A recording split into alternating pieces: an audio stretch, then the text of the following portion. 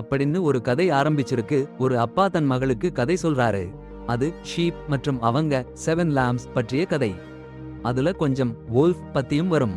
அப்புறமா சற்று நேரம் கழிச்சு அந்த ஃபாதர் தன் கேபின் போயிறாரு. அப்போ வெளியில சத்தம் கேட்க கன் எடுத்துக்கிட்டு வெளியே வந்தாரு. அவர் டாட்டர் மற்றும் அவங்க கம்பானியன் 2 பேரும் பயத்தில இருந்தாங்கள். அதன் பிறகு திடீரென வோல்ஃப் அவங்கள மீது குதித்தது. பின்ன ஒரு ப்ராஜெக்ட் பற்றிய கதை ஆரம்பிக்குது. பாஸ்கா என்னப்பட்ட ஒருவர் தன் பாஸ் பாகல இருந்து ஒரு புதிய கான்ட்ராக்ட் பெற்றாரு.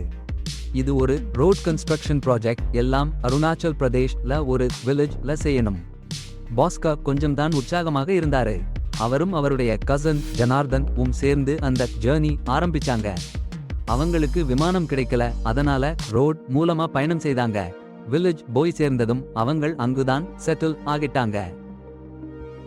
நம்ம மக்கள் ஒரு கெஸ்ட் ஹவுஸ்ல தங்கினாங்க. ஆனா காலையிலேயே பேட்ஸ் அவங்களுக்கு தொல்லை கொடுக்குது.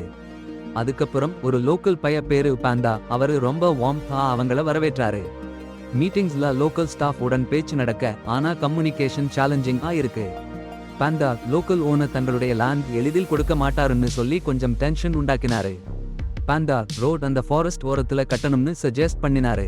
அப்படி பண்ணா வைல்ட் லைஃப் மற்றும் லோக்கல் ரெசிடென்ட்ஸ் டிஸ்டர்ப் ஆகாம இருக்கும். அதை கேட்டு குரூப் நம்ம கன்ஸ்ட்ரக்ஷன் விரைவா ஸ்டார்ட் பண்ணலாம்னு டிசைட் பண்ணிட்டாங்க. மீட்டிங் முடிஞ்ச பிறகு அவங்க தங்களுடைய கால இரவு டிராவல் பண்ணிக்கிட்டு இருந்தப்போ ஒரு மைனர் ஆக்சிடென்ட்ல ஸ்ட்ராண்டட் ஆயிட்டாங்க அந்த ஃபாரஸ்ட்ல. அப்போ பாஸ்கோ எப்பவும் மாதிரி ஜோக் பண்ணிக்கிட்டு இருந்தாப்ல ஒரு வுல்ஃப் புஷோல கண்டுக்கிட்டாரு. முதல்ல ஜோக்குன்னு நினைச்சாரு, ஆனா உண்மையில் டேஞ்சர் தான். வுல்ஃப் அவரை விரட்ட ஆரம்பிச்சப்போ பாஸ்கோ ஓடி ஃபாரஸ்ட் உள்ள ஒரு ட்ரீ ஏறிட்டாரு. வுல்ஃப் கீழே சுற்றி வருது. அந்த நேரத்தில் சற்று பரிதாபகரமான நிலை வந்தபோது ஜனார்தன் மற்றும் ஜாயின் கூட்டமாக வந்து போசர் காப்பாற்றினார்கள். போசர் தப்பினார், ஆனால் அவருக்கு இடுப்பில் சிறிது காயம் ஏற்பட்டது. அவர்கள் ஒரு சிறிய வில்லேஜ் வந்தபோது அருகில் முக்கியமான ஹாஸ்பிட்டல் இல்லை என்பதை அறிந்தார்கள். ஜீன் போசர் கடிக்கப்பட்டதை யாரும் அறிய விரும்பவில்லை. அதனால் அவர்களை ஒரு வெட்டரினரி கிளினிக் கொண்டு சென்றார். இது ஜனார்தன் கோபமடைய செய்தது. அங்கு அவர்கள் அணுக என்ற உள்ளூர் வெட்டரினரியன் சந்தித்தார்கள். அவர் போசர் எவ்வாறு சிகிச்சை செய்ய வேண்டும் என முற்றிலும் உறுதியற்றவராக இருந்தாலும் அவருக்கு உதவ ஒரு சில மருந்துகளை அளித்தார். அடுத்த காலை போசர் கண்ணாடியில் பார்த்தபோது அவரது வாசனை மற்றும் கேட்கும் திறன் கூர்மையாகி அதிக வலிமையை உணர்ந்தார். இந்த சூழலில் வில்லேஜ் உள்ளூர்வாசிகளும் ட்ரைபல் கம்யூனிட்டிஸ் ரோட் ப்ராஜெக்ட் இக்காக மரங்களை வெட்டுவதற்கு எதிர்ப்பு தெரிவித்தனர். போசர் வில்லேஜ் மக்களை டெவலப்மெண்ட் வாக்குறுதிகள் மூலம் கவர்ந்து நிலத்தை ஏற்றுக்கொள்ள அவர்களின் சிக்னேச்சர் சேகரித்தார். ஆனால் வில்லேஜ் மக்கள் காட்டின் நன்மைகளில் ஆழமான நம்பிக்கை கொண்டிருந்தனர். போசர் விசித்திரமான சென்சேஷன்ஸ் அனுபவிக்க தொடங்கினார். தொலைதூரத்தில் உள்ள வாய்ஸஸ் கேட்கவும் தொலைவில் உள்ள பீப்பிள் பார்க்கவும் ஆரம்பித்தார். போசர் தனது குழப்பமான சென்சேஷன்ஸ் நிவாரணம் தேடி, அப்பா கொஞ்சம் கதையை கவனிங்க பாருங்களேன். அங்க ஒரு மிக ஏன்ஷியன்ட் கேசியன் ஹீலோ இருக்கார், என்னமோ பண்றாரு. இங்கே நம்ம ஹீரோ போசர் திடீர்னு அவரை ஒரு தண்ணீர் கண்டெய்னர்ல தள்ளிட்டாரு. தண்ணி மூழ்கிய போது நம்ம பாசக்கார பசங்களான வோல்வ்ஸ் கண்டு செம ஸ்கேர் ஆகிட்டாரு. அடுத்த நிமிஷம் அவர் குதிச்சிட்டு ஓடிட்டாரு. அந்த அனுகா போசர் ஓட காயங்கள் எப்படி வேகமா குணமா போச்சுன்னு நம்பவே முடியல. அவரை செக் பண்ணினாரு. இரவு ஒரு மியூசிக் ஃபெஸ்டிவல் போய் ஆட்டம் போட்டாங்க. அப்புறம் ப்ராவ்ஸ் அவங்க டாக்குமெண்ட்ஸ் அண்ட் சிக்னேச்சர்ஸ்ல பிஸி இருக்கும்போது வுல்வ்ஸ் அவருக்கு தாக்குது. அடுத்த காலை போசர் அவருடைய ஃப்ரெண்ட்ஸ் உடன் போலீஸ் ஸ்டேஷன்ல கிடைக்கிறார். அங்கு இன்வெஸ்டிகேஷன் கோயிங் ஆன். இந்த கலகலப்பில் பாண்டா வந்து ப்ராவ்ஸ் பற்றி எக்ஸ்பிளைன் பண்ண, ஆனால் போசர் மற்றும் அவர்களின் ஃப்ரெண்ட்ஸ் மது குடிச்சிருப்பதால் ராப்பிட்டு பேசுறாருன்னு நினைச்சு டிஸ்மிஸ் பண்ணிட்டாங்களே. பின்ன என்ன, நம்ம போசர் திடீர்னு உடம்பு சரியில்லை, பிளட் வாந்தி பண்ணிக்கிட்டு பயங்கர அலறலுடன் யோமன் அண்ட் ஜனார்தன் அனுகா ஹாஸ்பிட்டலுக்கு ஓடிட்டாங்க. அந்த இன்ஜெக்ஷன் கொடுக்கும் போது அடேயப்பா, போசர் மேல ஒரு திகில். போஸ்கார் அவர்கள் சில ஆச்சரியமூட்டும் பலத்துடன் மற்றவர்களை வீசி படுக்கையை கூட கவிழ்த்து விட்டார். அவரது புதிய ஆற்றல் அனைவரையும் வியப்பில் ஆழ்த்தியது. அவர்களது பாஸ் இந்த திட்ட புரோகிராம் மீது கவனம் கொடுக்க சொல்ல போஸ்கார் ஒரு விலங்கு ஒரு மனிதரை தாக்கிவிட்டதாக ரிப்போர்ட் செய்வார். ஆனால் அவர்கள் பாஸ் அதை அலட்சியம் காட்டி வேலையை முடிக்க வேண்டும் என்பதில் அடம்பிடிக்கின்றார்.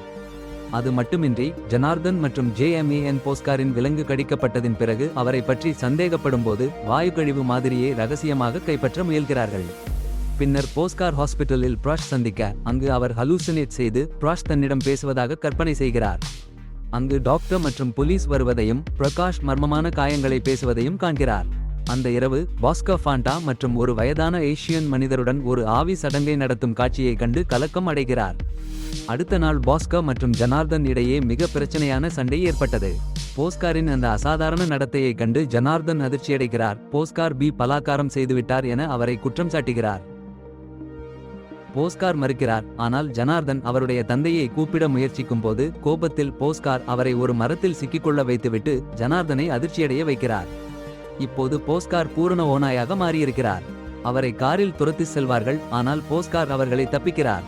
அவசரத்தில் அவர்கள் ஓநாய்கள் போல கத்துகிறார்கள். அவரை வெளியே கொண்டு வர திடீரென்று போஸ்கார் அவர்கள் காரின் மீது குதித்து அவர்களை பயமுறுத்தினார். யாரும் காயப்படுத்தாமல் இரவில் மறைந்தார். அடுத்த நாள் அனக்க அவரது பைக்கில் போஸ்காரை அவரது உள்ளாடைகளில் கெஸ்ட் ஹவுஸ் வரை ஓட்டி வந்தார். போஸ்கார் மற்றும் ஜெர்டன் இடையே பதற்றம் இன்னும் அதிகமாக இருந்தது. மற்றொரு சண்டையை தொடங்கினர். அவர்கள் சண்டை அதிர்ச்சியான செய்தியால் தடைபட்டது. புதிய டீம் மெம்பர் நேர் ரோட் கட்டுமானத்திற்காக குறிக்கப்பட்ட அனைத்து மரங்களையும் வெட்டிவிட்டார். மேலும் அதிக மோசமான சமாச்சாரம், நேர் அந்த இரவு ஓநாயால் கொல்லப்பட்டு விட்டார். அந்த கொடூர சம்பவம் சிசிடிவி இல் பதிவாகியிருந்தது. வில்லேஜ் முழுவதும் பயத்தில் இருந்தது.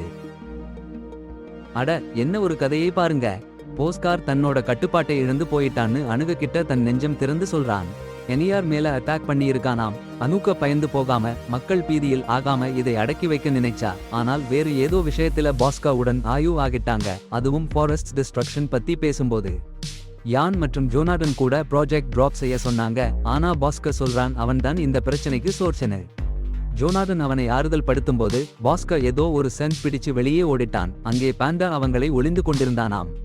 பாண்டா பாஸ்கா அண்டர்வேர் காட்டும் போது அது எவிடன்ஸ் ஆக மாட்டிக்கலாம்னு கத்தினான். ஆனால் பாஸ்கா சட்டென்று டிரான்ஸ்ஃபார்ம் ஆகி பாண்டா பின்னால் தோன்றினான். பாண்டா பயந்துட்டான். ஆனால் ரொம்ப கன்வின்ஸ்ட். அவன் வில்லேஜஸ் கிட்ட பாஸ்கா ரகசியம் காக்க ப்ராமிஸ் பண்ணிட்டான். மேலும் பாஸ்கா அந்த கர்ஸ் இருந்து விடுவிக்க உதவ ப்ராமிஸ் பண்ணிட்டான். இருவரும் 120 ஓல்ட் வில்லேஜ் எல்டர் சந்திக்க டிசிஷன் எடுத்தாங்க. அவருடைய விஸ்டம் மூலம் பாஸ்கா மீட்க முடியும் நம்பிக்கையில். நர் டெத் அந்த வில்லேஜ்ல துயரத்தையும் பயத்தையும் பரப்பிட்டு இருந்ததால் எல்லோருமே டென்ஷன்ல இருந்தாங்க. ஒரு பகிரச்சம் பொதுமக்களை சுற்றி வளைத்தது. நிலைமையை கட்டுப்படுத்த முயலும் போலீஸ் வனவிலங்குகளை பிடிக்க திறமை பெற்ற லோக்கல் ஸ்பெஷல் ஹண்டர்ஸ் உதவிக்கு அழைத்தனர். அதே வேளையில் பாண்டா ஒரு போலீஸ்மேனுடன் சேர்ந்து கொண்டு அவர்கள் அனைவரையும் பாடோரில் சிக்க வைத்தார். அவர்கள் அவரிடம் ஷட்டர் திறக்க கேட்டபோது அவர் மாறாக வீடியோ எடுத்துக்கொண்டே இருந்தார். அதற்கிடையில் ஆஸ்கர் ஒரு பயங்கரமான மாற்றத்தை அனுபவித்தார். உதவியற்ற நிலையில் ஏனையோர் அதை பார்த்து அச்சம் கொண்டனர். அந்த நிலையில் சிக்கினாலும் ஆஸ்கர் ஒரு ஓநாயாக மாறிவிட்டார். அவருடைய ஃப்ரெண்ட்ஸ் களை தாக்க தயாராக இருந்தார். அந்நேரத்தில் ஜே மேன் உணர்ச்சி வசப்பட்டு ஆஸ்கர் நினைவுபடுத்தினார் அவர்களுடைய பிரதர்ஹுட் எண்ணங்கள் பகிர்ந்து கொண்டு அடைந்த இலக்குகள் பற்றி. அந்த வேளையில் மற்றொரு ஓநாய் தோன்றி ஃபேக்டரி வெளியே உள்ள ஆபீசர் தாக்கியது. இந்த திடீர் நிகழ்வு அந்த பதட்டத்தை அமைதியாக்கிவிட்டது. என்ன ஒரு கதை. மறுநாள் பாஸ்கா மீது இரண்டாவது ஒரு சிறிய டிஸ்ட்ராக்ஷன் கொடுத்துவிட்டார். ஆனால் நாம கண்டிப்பா இன்னொரு அவசரம் உணர்ந்தோம். ஜே மேன் அந்த முந்தைய நைட் நடந்தது பற்றி மிகவும் ஆங்கிரியாக இருந்தார். பாஸ்காவுடன் கான்ஃபரன்டேஷன் செய்தார். அவர் விட்டு போக ஆசைப்பட்டார். ஆனால் பாஸ்கா அந்த ஈவினிங் அவரை நிறுத்தினார். அப்புறம் போண்டா அந்த குரூப் ஒரு எல்டர்லி ஏஷியன் மேன் கிட்ட கொண்டு போனார். அவர் ஒரு சீக்ரெட் சொல்லி பாஸ்கா நார்மல் ஆமாற மறுபடி அதே ஸ்பாட்ல பைட் ஆகணும்னு. அதனால பாஸ்கா மற்றும் அவருடைய கம்பானியன்ஸ் சேர்ந்து மேக்ஷிஃப்ட் ஆமா உருவாக்கினாங்க. பைட் இன்ன ஒரு ஏரியால நடக்காமல் தவிர்க்க. போசர் மற்றும் அணுக அப்புறம் ஃபாஸ்ட் அண்ட் ஹை ஹில்ஸ்ல சென்றார்கள். அங்கே ஓப்பன் ஏர் மற்றும் கிராசி லேண்ட்ஸ்கேப் ஸ்ட்ரெச் ஆக பரவி கிடந்தது. ஒரு புதிய சேலஞ்ச் எதிர்க்கும் போது. சண்டை முடிஞ்சதும் போசர் வேகமா ஜாப் முடிச்சு விட்டு போக ஆசைப்பட்டார். ஆனால் அணுக அவரை ஸ்டே பண்ண சொல்லி ஃபாரஸ்ட் வாழ்க்கையை ஏற்றுக்கொள்ள கூறினார். இந்த நேரத்துல ஹண்டர்ஸ் ஸ்ட்ரிக்ட் ஆர்டர்ஸ் பெற்றிருந்தாங்க. வூல்ஃப் அலைவா கேப்சர் செய்யணும்னு. அது இன்னும் லிவ்ஸ் அபகரிக்கும் முன்பு. வில்லேஜ் மக்கள் ஃபியர்ல மூழ்கிட்டு இருந்தாங்க. வூல்ஃப் ஒரு மிகப்பெரிய த்ரெட் ஆகும் என்று நம்பி. ஆகா, இந்த பாஸ்கா பாவம், அவருக்குத்தான் இந்த நரிக்குட்டியை மீண்டும் கடிக்க வைக்காமல் போனா மனிதனாக மாற முடியாது. அவசரமாக அவர் ஒரு சின்ன ஹட் ஓடினார். அங்கு அந்த வூல்ஃப் காத்திருந்துச்சு. அதோடு அங்கே அணுக இருந்தது மிகவும் அதிர்ச்சியை கொடுத்துச்சு. அவர் 100 வருஷமா இருந்துகிட்டு இருந்தாராம். அதே வூல்ஃப் குச்சு ஆசி வச்சு. அணுக சொன்னது கேட்டா மனசுதான் சுத்தி போச்சு. அவங்க உண்மையான லட்சியம் என்னன்னா காட்டுக்கு பாதுகாவலரா இருக்காம். வூல்ஃப் சக்தி கொண்டு பேர்களை 100 வருஷமாக பாதுகாப்பா வச்சிருக்காங்களாம். அணுக ஒரு திப்பென்று முதியவர் இல்ல. அவருக்கு வயசு எதுவும் ஏறவே இல்லையாம். அந்த ஹண்டர்ஸ் யாரும் இந்தோட கத்தியா காட்டுக்குள்ள போயிட்டு இருக்காங்க. ஆனா எவருக்கும் தெரியாமலே பாஸ்கா வக்கிர உத்தி கொண்டு போறாரு பாருங்க. என்ன ஒரு டென்ஷன், என்ன ஒரு ஆபத்து. பாவம், அந்த உத்தியால் தான் மனிதனாக மாறப்போகுது. அவங்களுக்குள்ள இருந்த சாபம் இப்போ அணுகாவுக்கும் பரவிடுச்சு. அவங்க காட்டை எப்பவும் அப்படியே வச்சுக்க ஆசைப்பட்டாங்க. சாக்ரிஃபைஸ் பண்ணலாம்னு தான் நினைச்சாங்க. போஸ்காரும் அப்படியே ஜங்கிள் பாதுகாப்பது அவரோட கடமைன்னு நினைச்சாரு. அப்படி இருக்க அங்கிருந்து லோக்கல் சோல்ஜர்ஸ் வந்து துப்பாக்கி சூடு தொடங்கிட்டாங்க. அனுகா டேஞ்சர் உணர்ந்து அங்கிருந்து ஓடிட்டாங்க. போஸ்காரும் பின்னாடி பாய்ந்தாரு. ஆனா சோல்ஜர்ஸ் அனுகாவை பிடிச்சுக்கிட்டாங்க. போஸ்காரு முழுமையா மாறி அனுகாவை காப்பாத்ததுக்கு போராடினாரு. வில்லேஜர்ஸ் பயத்தோட பாத்துக்கிட்டு இருந்தாங்க. சோல்ஜர்ஸ் அனுகாவை எரிக்க ரெடின்னு நினைச்சப்ப அவங்களுக்கு நேரத்துல போஸ்காரு வந்து ஆக்ஷன் பாக்க ஆடிச்சு சோல்ஜர்ஸ் கிட்ட இருந்து அனுகாவை காப்பாத்தினாரு. ஆனா அனுகா ரொம்ப கஷ்டப்பட்டுக்கிட்டு கிளிஃப் மேல நின்னுட்டு விழுந்து போய் உயிரை விட்டாங்க. போஸ்காருடன் சோகமா இருந்து காலத்து காட்சிகளுக்கு பின் போஸ்காரு தன் புதிய திட்டம் பற்றி அனௌன்ஸ் பண்ணினாரு.